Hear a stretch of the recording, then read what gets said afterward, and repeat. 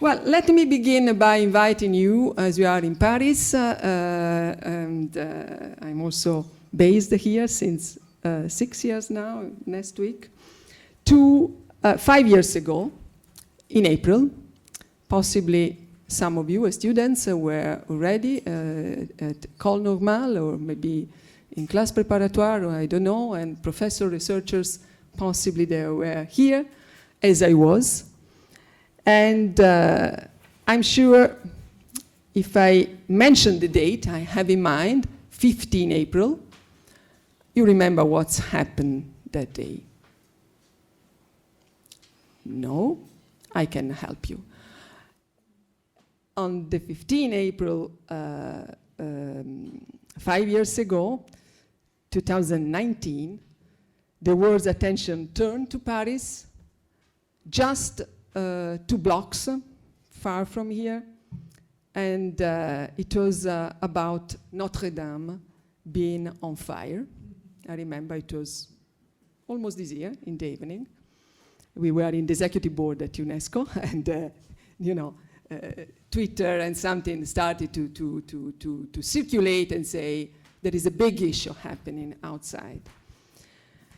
Maybe you remember or not, the French authorities said that the cathedral was 15 to 30 minutes from complete destruction if firefighters had not managed, of course, to extinguish the flames as it happened. And a building, Notre Dame, as all the cathedrals in Europe and in other countries, but basically in Europe, that took close, in the case of Notre Dame, a century to be constructed, was nearly destroyed in a few hours. So I think that the fire on Notre Dame was in many ways, still is in many ways, symbolic of the flames blazing in today's world across the 3 dimensions that I wish to touch briefly, that are very much well developed in this book. People, planet, and technology. In societies, we see signs of fracturing, division, polarization, especially recently, as you know. There is a spike in violent conflict from Afghanistan to Ukraine, from Sudan to Gaza recently, bringing us to the brink of a world war. And I'm not exaggerating, as you all know. We see in the multilateral system a real polarized discussion, debate, whatever the topic, whatever the matter. And these geopolitical tensions have an impact on other dimensions of our daily life and society. I'm thinking of American campuses these days. I'm sure you are following closely, something which is already start to happen in France and in other European countries, where, let's say, the question is to raise fundamental debates about academic freedom and academic leadership, not being able, in principle, to manage this, polarized debate. Then, of course, floods, fires, extreme heat, broken records. It's a very common place, let's say. Nearly every continent is affected, and we expect they will be broken again and again in the years to come unless we take action. And action, I will try to demonstrate, is not only and crucially about energy policies, about industrial revolution, and it's very much about, changing our mindset. Technology finally is reshaping every aspect of our lives at an exponential rate of change. Devices designed to connect us, as we are happy, it's already happening, connecting the South and the North, the East and the West, are now creating new, deep divides and divisions. Of course, each of these 3 dimensions are closely interconnected. Consider, for example, election disinformation on social media, and we'll see which is the impact, if any, of this new landscape when it comes to the outcomes of this big super electoral year that, as maybe you know, is bringing 2.5 billion people to vote. Or think about the complex interface between the green and digital transitions. Usually we talk about the need to go green and to go digital, but we don't focus so much on the interplay between these two dimensions. I mean, just to mention simply that there is a massive amount of energy and water needed to cool the data center and to train a ChatGPT, which is corresponded to the cooling tower of a nuclear center. Well, against this backdrop that is quite well known and quite, let's say, I say agreed by all of us, there is the risk of addressing new overwhelming challenges through old lens and instruments. And consequently, political intellectual leadership, which is the main issue now, seems to be paralyzed in the face of a new complexity. And in this situation, it makes me think about something that the young Swedish activist that for sure you remember very well, Greta Thunberg. Honestly, I like more the first phase of her engagement, but still, in 2019, the same year the Cathedral of Notre Dame was on fire, said at the European Parliament just after the fire at Notre Dame, possibly inspired by that, I suppose. And she called for a dramatic paradigm shift called cathedral thinking to tackle climate change. As you know, Greta Thunberg, action and call for action is very much focusing on this specific crisis. But I do believe that, as my dear friend and colleague Mariana Mazzucato is proposing, to reframe this cathedral thinking pattern in her book, inspiring book, Mission Economy, building the cathedrals, quoting, of mission-oriented innovation in the 21st century is possibly the approach that we have to take. What does it mean? It means to take such long projects, escaping as much as possible the tyranny of the short-term, decision-making that often plagues politics. I can tell you also, based on my personal experience as a member of a G7 country government and parliament. And instead, mission-oriented projects that define the cathedral thinking are marked by what? By courage, beyond long-term, of course, dynamic competency, leadership, resilience, and creativity. That means the same approach that brought the entire common civil society to build this incredibly enormous, unprecedented, in some cases, monuments to express and to make visible the great and the beauty of God. In these current times, we have another purpose, but we have to identify our cathedrals to build.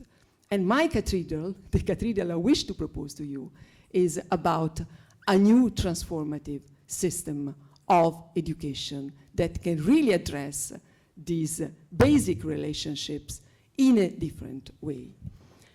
And this requires also equity, fairness, sustainability, and this requires, most importantly, the basic question to ask: how can we rebuild a world that is more peaceful, just, and sustainable in, let's say, 20, 30 years to come? Now the horizon we have is no longer, let's say, 2030, which is at least in the multilateral system still the beautiful, inspiring action plan for a better world, but is going beyond and to see where we are in 30 years from now.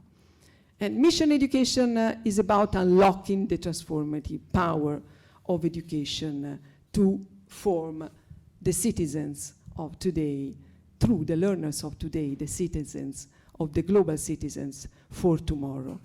And it's about addressing the complexity of current times with different lens and different epistemological categories, that it's about also very much a new philosophical approach to many of the subjects that we usually teach and learn from the primary school to university level at the highest level, like you are doing here.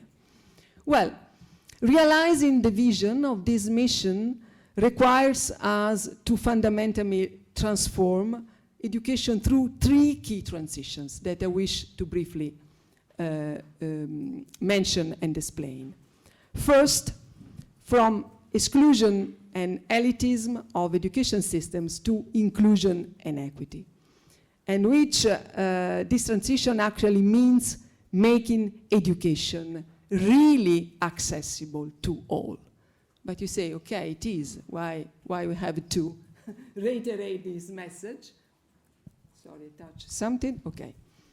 But let me say that while last year marked, maybe you remember, the 75th anniversary of the Universal Declaration of Human Rights, which guarantees, by definition, the right to education for all, we must recognize that on one side, the global expansion of access to education has been remarkable.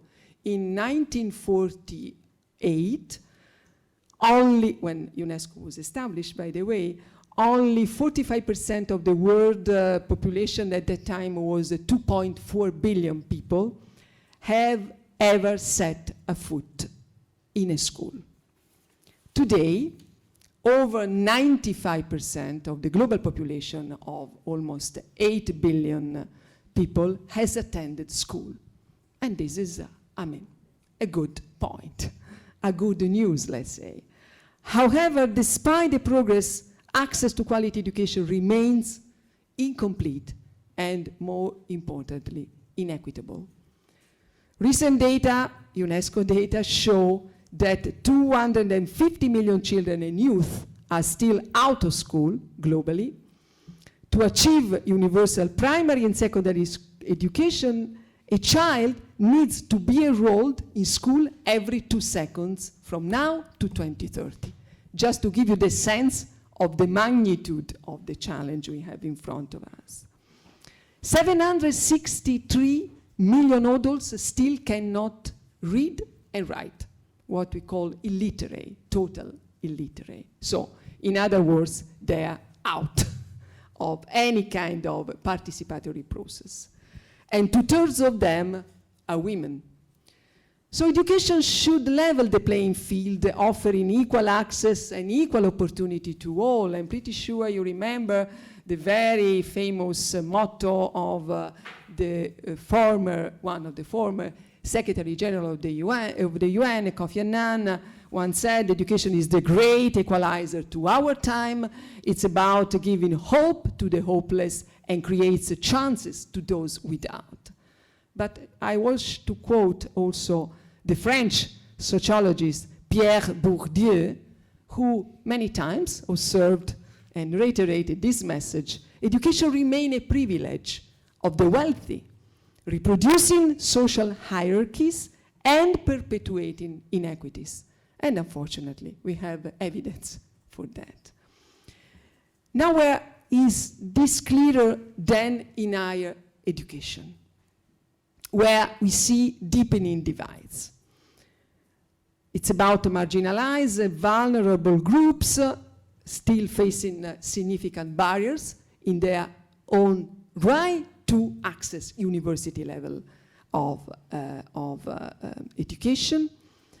UNESCO data shows gaps in enrollment rates at university level between the richest and the poorest countries, which can reach a gap of 60%. That means in this region of the world, the enrollment ratio is around 74%. If we move and we cross the Mediterranean Sea and we move to the sub-Saharan region, same age population as a right to education accomplished, implemented around 14%. And this is another incredibly, huge divide. I wish to mention refugees. Now, refugees, as you know, is, let's say, unfortunately, the increasing part of the world population. We are reaching now some 220 million people, not age in education age for education, but still as a whole. And 6% of refugees only can access to higher education today. Well, to change the course, we need basically, really in a nutshell, to move from a practice of reforming education system.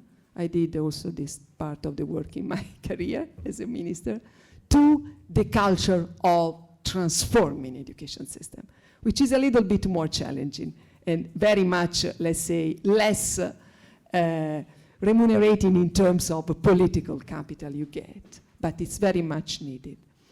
And both as educators and societies, we must fundamentally shift our perception of diversity towards radical inclusion.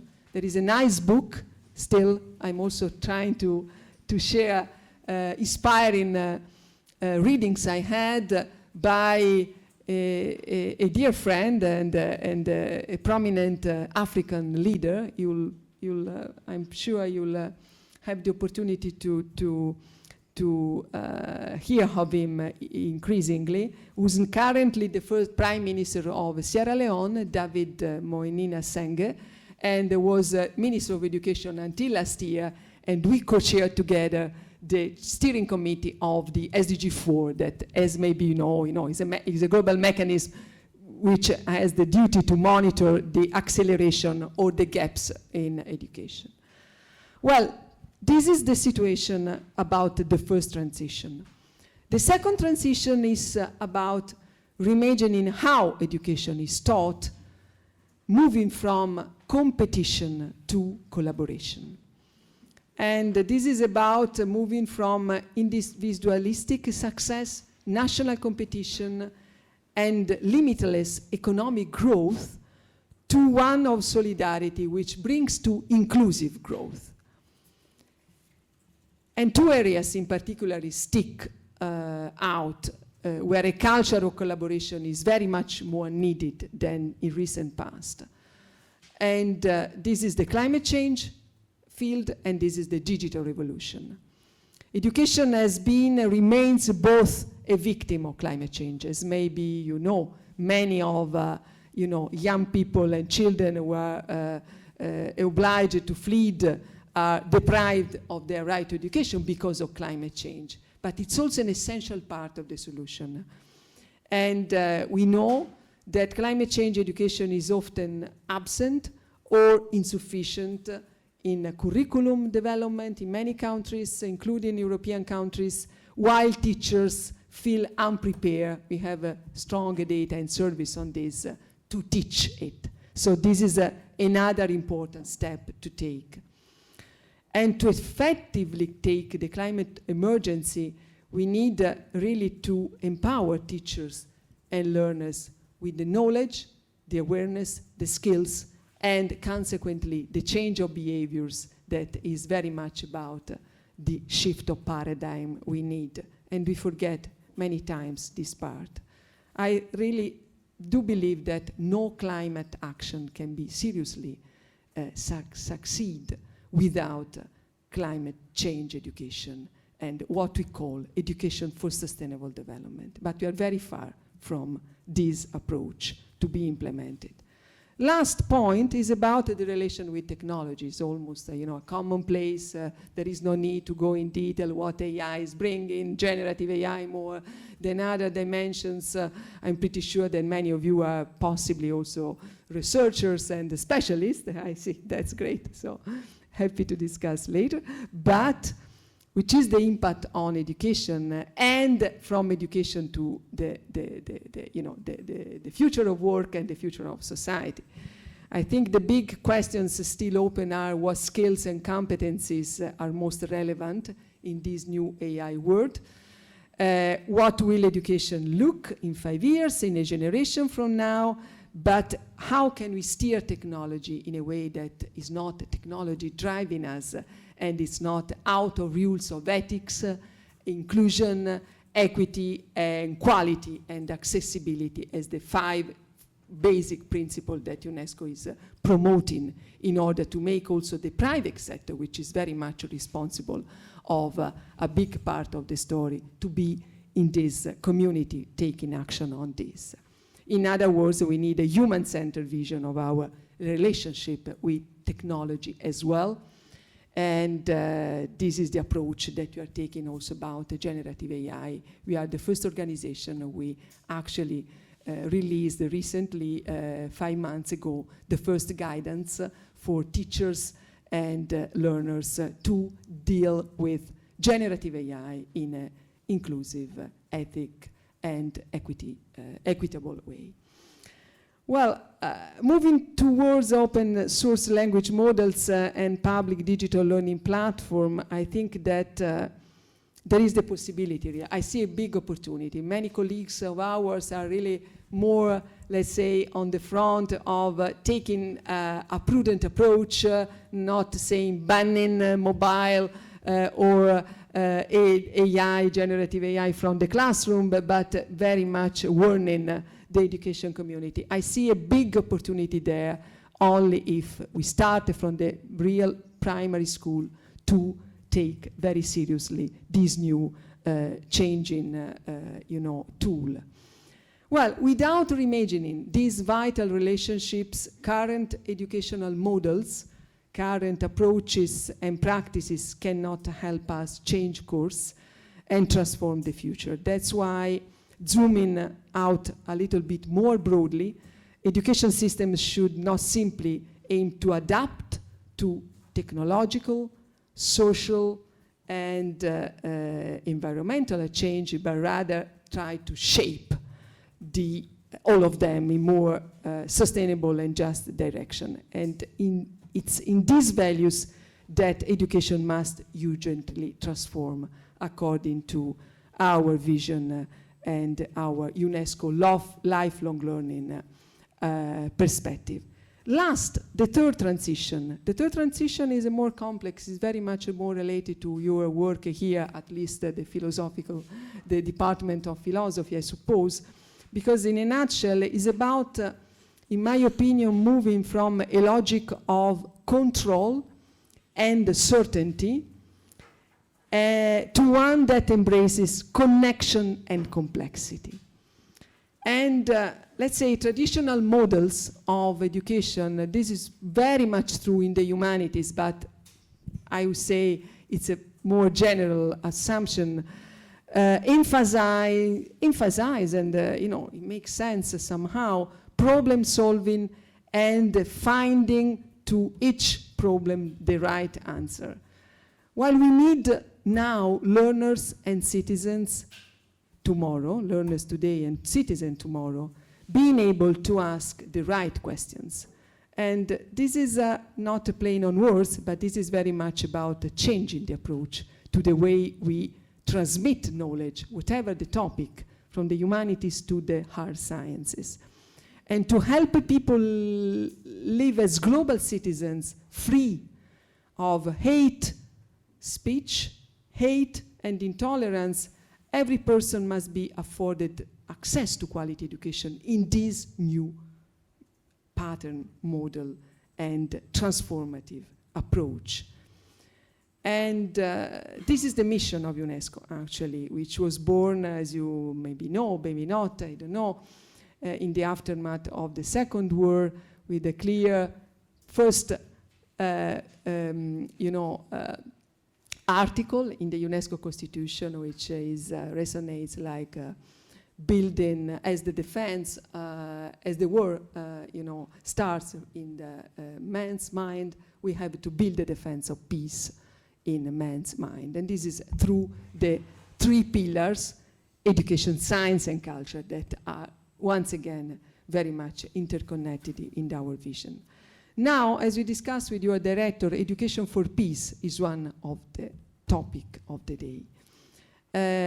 I know that can sound a little bit, how can I say, naive or, soft, the soft side of the soft power, but maybe in this century the soft power should be bring to hard topics very much more and very much stronger. Let me elaborate a little bit on this, reminding you that there is a normative instrument now within the UN adopted by the UNESCO member state, the 194 countries, member states, including the US that came back to the organization last year, so it's a full-fledged membership. And this is the recommendation on education for peace, human rights, and sustainable development, which includes all these principles and values. I tried very roughly to summarize here, but more importantly, it provides educators, ministers, political leaders, civil society, a kind of roadmap to implement this principle in a very concrete way. And the key here is establishing, let me say, once again to le monde en relation, the interlinkages between the three different dimensions, which is human beings as such related to the planet, to technology, which is a new dimension actually we are already currently living within, and with each other. And this is the way we say le monde en relation we want at UNESCO. But more concretely, just to give you the sense of what we are doing in concrete terms, how do we make this mission education possible if you think it's the right way to go? Of course, I'm pretty sure I'm preaching the converted here in saying that it's a public good, it's a fundamental human right, like health. As human beings, we have the human right to be, to have access to health, public health, possibly when we need it. And education is the same, is exactly part of the fundamental rights. But to ensure that it's really to all, we need a different approach that I mentioned. And we need what we call in this book a new social contract for education and society. And this requires cooperation, political will, and a shared vision. Cooperation, trust, and support are needed, of course, in every field, at every level, but most importantly, we need cooperation, a new kind of cooperation between the different geopolitical blocks in the world. I know that still sounds a bit naive, possibly, in a way, and a bit far from the reality, but I think that our mandate is very much to address this topic through concrete tools and proposals. Second, it's about translating this shared vision and political will in budget. I know that sounds this time maybe a little bit,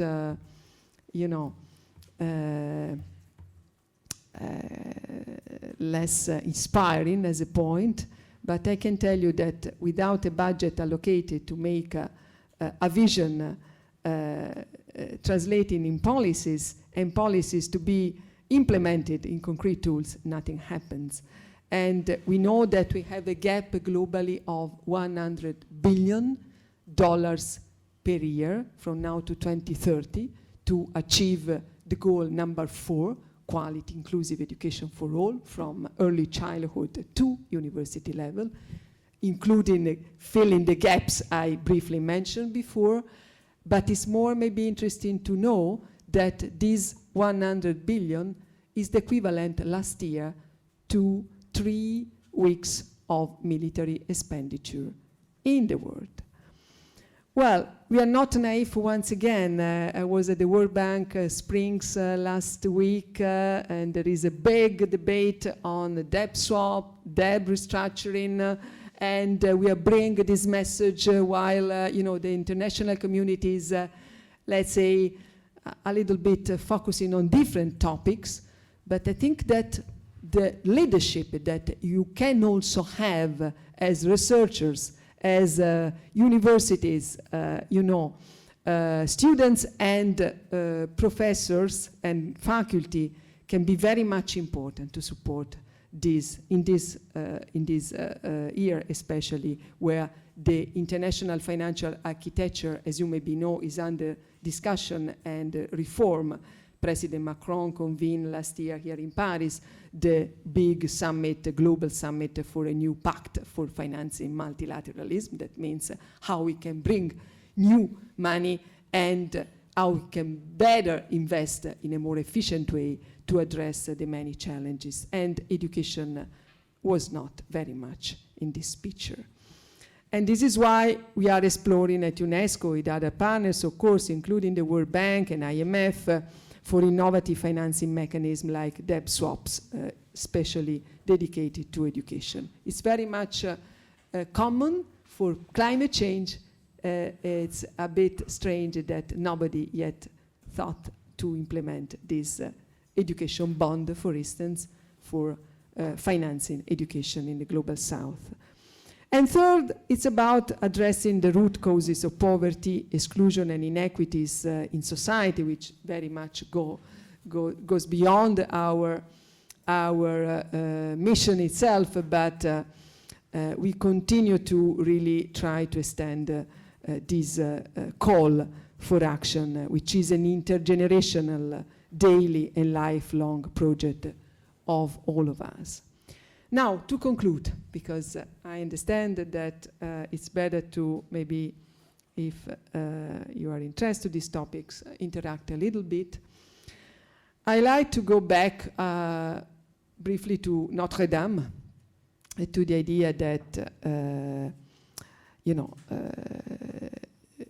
you see on the facade of the building the picture and the representation of all the exhibition of the vast array of artisans contributing to this. No, it's about workers, it's about archaeologists, it's about carpenters, engineers, and it's an entire community at work in order to make it the cathedral rebuilt as it was. And I think we need exactly the same type of approach, all types of experts, all types of different disciplines, and a different imagination to rebuild our cathedral of the future with this long-term perspective, without being, trapped by the tyranny of the short term. That it's a little bit the trap where politics usually falls down. We are confronted to so many crises, including conflicts ongoing. We see that it's not easy to talk about soft power and the relevance of investing in the soft power when the hard power is in action in order to bring defense and security to society and the citizens, which is a very legitimate duty of politicians and leadership in the world. But I do believe that, let me go back to the etymology of crisis, which maybe some of you have in mind. The crisis come from ancient Greek krino, which is the verb which means I distinguish different components of a complex situation. I mean, I understand complexity, let's say, by distinction, and based on this deeper understanding of complexity, I can choose, select and choose. And that's how these multiple crises must be envisaged currently. And I think that the education leverage can really bring the missing point, the missing added value. And I do hope that also around this ambitious but very much needed new agenda of education for peace, we can establish also a strong cooperation on research and not only in action between École Normale and UNESCO, as we just briefly discussed with your director. I thank you very much, Chiara, and all of you.